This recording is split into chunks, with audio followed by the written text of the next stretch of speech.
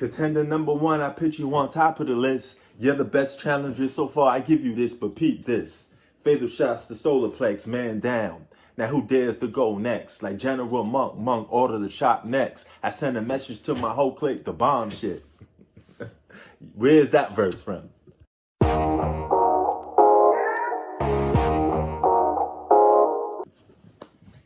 What up, guys? Take keys to the apostles' warning. Word up. Now, I want y'all to tell me where that verse from that I just got through singing. But nevertheless, let's get into some sports, friend sports here. Don't forget to comment, like, subscribe. Yo, I want to talk about the difference between general public and the media. Okay? Now, I like breaking stuff down like this because when you look at the media, you look at the general public, you see in two different complete groups of people.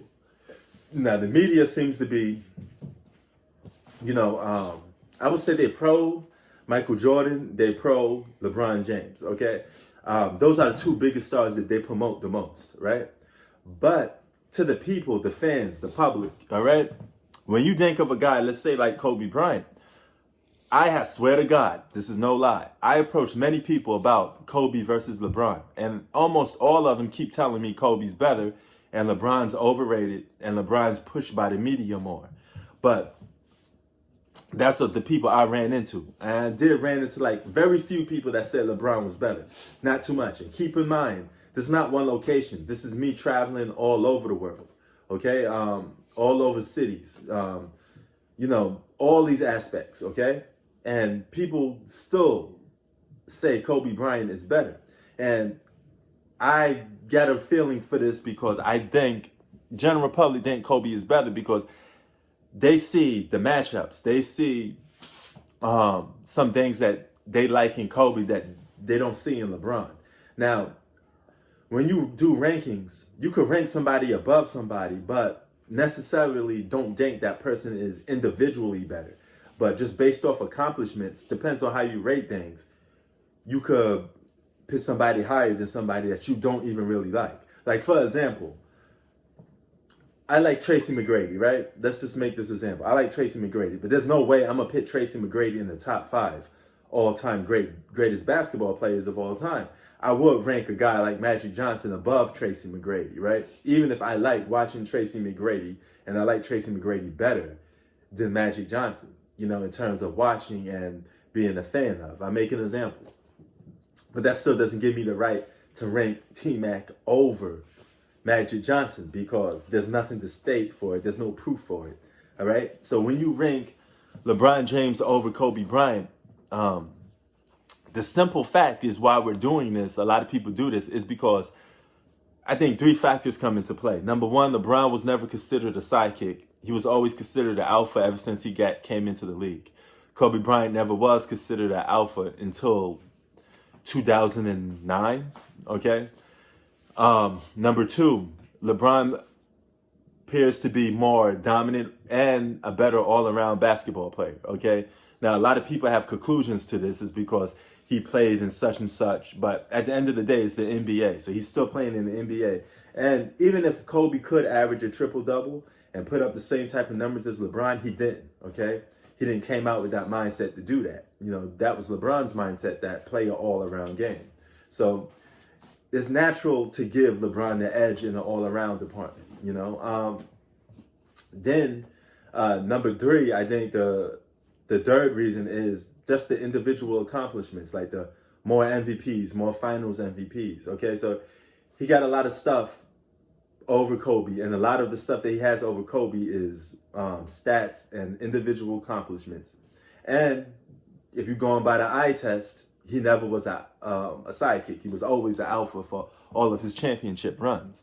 That's one of the main reasons why a lot of people rank LeBron over Kobe Bryant. Now, the flip side to that is Kobe Bryant, you could do the same aspect. Kobe Bryant, if you're doing an eye test, looks and appears to be a better scorer than LeBron James. And if you want further proof of that, you could look at their individual matchups. You see all the times that Kobe scored on LeBron James, and and guarded and looked it to guard LeBron James. I mean, even in the All-Star game, he flat out said, I want to guard that guy. You know, so Kobe was always willing to take the challenge and go up against the next guy. You know, now, then if you're looking at the skill set, we always say Kobe's one of the most skilled basketball players of all time. He's like the dude from Mortal Kombat that could morph into everybody and copy their whole style. Kobe mimicked Dirk Nowitzki's one-legged fadeaway shot. He stole a lot of Michael's moves. He could mimic anybody's skill set. So he's like that dude from Mortal Kombat that could morph.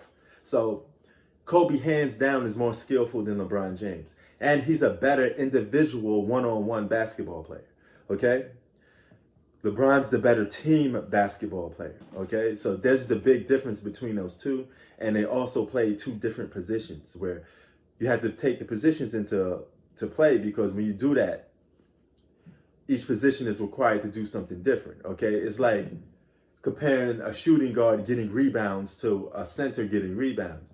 Of course, the center is going to have more rebounds because he's taller, and it's his job to go out there and get rebounds. But it looks a little more impressive to see a 6'6" guy go out there and get rebounds over a center, right? Over a guy that mainly supposed to be getting rebounds. So that's the big difference between those two when you break it down, all right? So that's why we rank certain things the way we rank them, okay? There's always a criteria for it. And that's why I always ask people, what's your criteria that you go by, all right? Now, if you think Kobe's better, put in the comment section why you think Kobe's better. If you think LeBron, put in the comment section why you think LeBron is better, okay? Now, here's the thing about me. I don't disrespect nobody unless they disrespect me, okay? So when people sit there and say, oh, you did this, you did that, it's because you provoked it, okay? Where I come from, we always don't back down, okay? I said this a million times. I'm from the projects, okay? I'm from the trenches. We do not back down. It'd be against my every well-being, my existence to back down from somebody. I can't do it, okay? So if you come with respect, I come with respect for you. But if you disrespect me, it's only natural that I'm going to disrespect you. So when I disrespect you, if you're on YouTube and you say I disrespected you, it's because you provoked me in the first place. All right? So just remember that. Jeez.